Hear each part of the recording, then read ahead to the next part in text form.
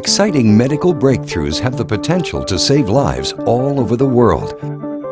Doctors are constantly looking for new ways to improve the accuracy of their prognosis and ability to help patients through formidable times. One of the most difficult diseases that doctors face is cancer. Tumors occur when abnormal cells divide uncontrollably and form a mass. The tumor can be classified as malignant or benign. Cancer cells can invade and damage nearby tissues and organs. Since they grow uncontrollably, the cancer cells use more than their share of nutrients and thus take over normal cells. These abnormal cells can also break away from the tumor in a process called metastasis and enter the bloodstream or lymphatic system. A team of doctors at the University of Miami Miller School of Medicine and the Sylvester Comprehensive Cancer Center had their hands full when patient Mark Murray came to them with a type of cancer that affected the area of the brain that controls function. I was driving home on the highway and I felt like I had either spider bite or a bee sting behind my ear, and it felt like someone was pouring scalding hot water just down my arm. The next day, I kept on having the burning in my arm. It felt like my hand was on fire, and I couldn't find the right word to put into the sentence. And that's what started to really worry me. Mark was diagnosed with a glioblastoma, which can affect speech. A glioblastoma is an aggressive malignant brain tumor. This type of cancer is difficult to treat because it is often resistant to conventional therapies. It is usually lethal within months.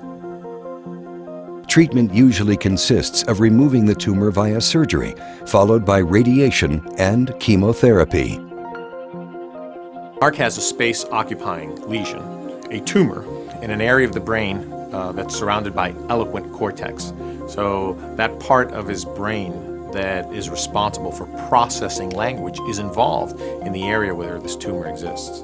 Your brain's a lot like a city with different neighborhoods and different areas that run real estate. And some areas are really high-value properties, and other areas not so much. In Mark's case, it's that language area that's involved in the tumor.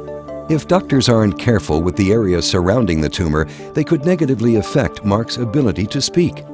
This gives them only one option: an awake craniotomy. This is an operation that takes place while the patient is still awake.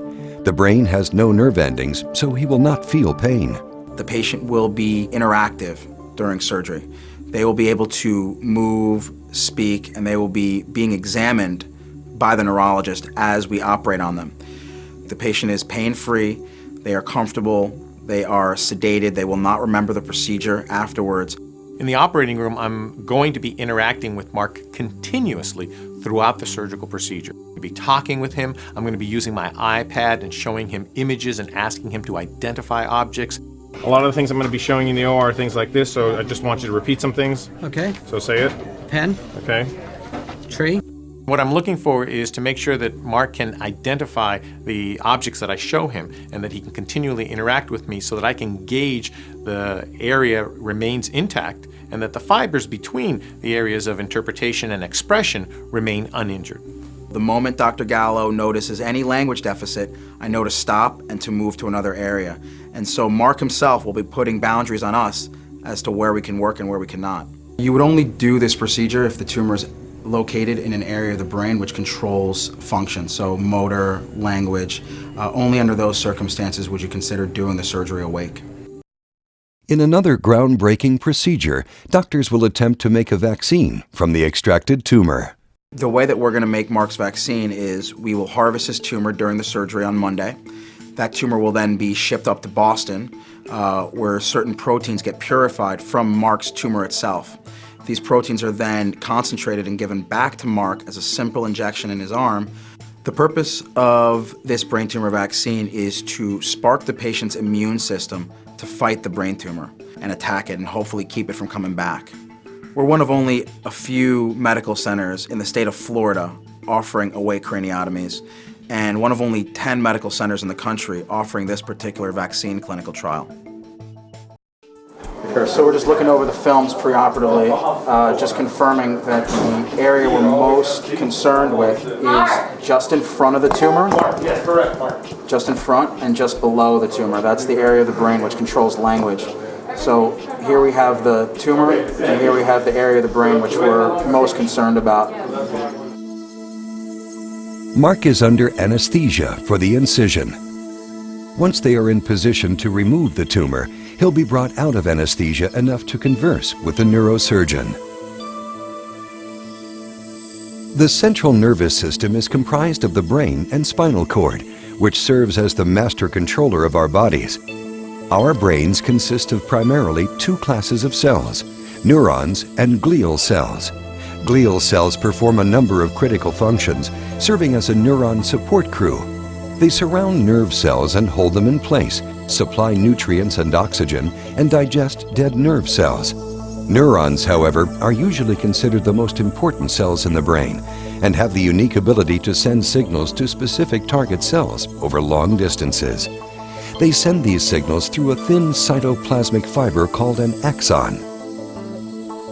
Axons transmit signals to other neurons by means of connections or cell-to-cell communication called synapses. The human brain is divided into four lobes: the frontal lobe, parietal lobe, temporal lobe, and occipital lobe.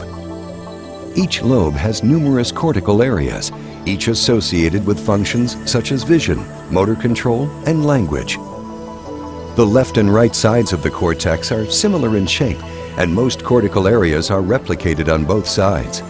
Some areas, particularly areas that are involved in language, such as the vernix area, have strong lateralization or are focused on one side rather than the other.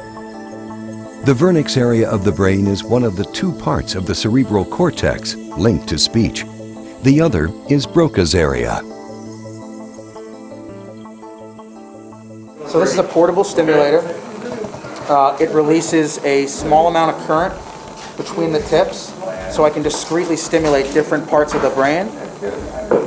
If there's a change in the exam while the patient's talking to Dr. Gallo and I'm stimulating, then I know that that's an important part of the brain, and we can't violate it.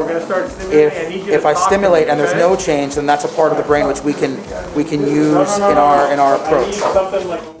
So right now, Mark is awake. He's talking with Dr. Gallo, and we have real-time feedback as we're taking the tumor out. More so than just the MRI or the neuronavigation. You have a feedback from the patient. As long as his language is intact, you know that you're in a safe area. Dr. Gallo detects difficulties with Mark's speech and quickly directs Dr. Komatar to move to a different part of the tumor. Christopher Robbins lived at the other. Okay, so that's bad. Wherever you were, you arrested him at the stimulation. As Dr. Komatar moves to a safe area, Mark's responses begin to improve. You get this and you get extra points. Like a squeeze box. A squeeze box or an accordion. Very nice. Very, very nice. So we're almost done with our resection. This is where the tumor was. This is the part of the brain which controls language. It's called Wernicke's area. And his facial motor area is right here in front. And we certainly got enough tumor for the vaccine trial, so in all respects, I think it was a very successful surgery. I think it was a very successful surgery. All three of our goals we accomplished. The first thing was to not hurt Mark, and he had no language deficits during the case. The second goal that we wanted to accomplish was to remove as much of the tumor as we could see, and it looked like we were able to get out all of the tumor which we could see. And then the third part was to be able to get enough tumor to create the vaccine, and you have to be able to remove 7 grams of viable tumor, and we were certainly able to do that. This vaccine represents the future of cancer therapy. The fact that we can have someone's own immune system combat their tumor is an extremely promising step in the right direction. There still remains a lot of work to be done. However, you could envision that down the road, people can receive these vaccines, and not only would it keep the tumor from coming back, but ultimately it would be a cure. Over 1 million people a year will be diagnosed with some type of cancer, and annually it is the second leading cause of death in the United States. Careers treating cancer can be extremely rewarding and challenging. A doctor who treats people with cancer is called an oncologist. The three main types are medical, surgical, and radiation oncologists. There are also radiologists, pathologists, nurses, and social workers who help cancer patients. Researchers, pharmaceutical firms, and epidemiologists are just some of the many people involved in finding improved methods of helping battle the many types of cancers.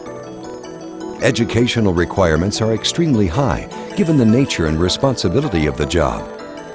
As cancer is rather prevalent, careers in oncology are in high demand. Most oncology careers are found in hospitals, cancer research institutions, private practices, and universities, such as the University of Miami's Miller School of Medicine and Sylvester Cancer Center, located in South Florida. According to the American Cancer Society, half of all men and 1/3 of all women in the U.S. will develop cancer during their lifetimes. Scientific research has helped us find ways to cure, treat, and eliminate many diseases, but cancer is one of the toughest. In part, that's because there are hundreds of different cancers, all with their own diagnostics, treatments, and prognosis. Every day, scientists make new ground in attacking the problems associated with cancer. But scientists and researchers must continue to work hard to find better treatments and more effective ways to help cancer patients all over the world.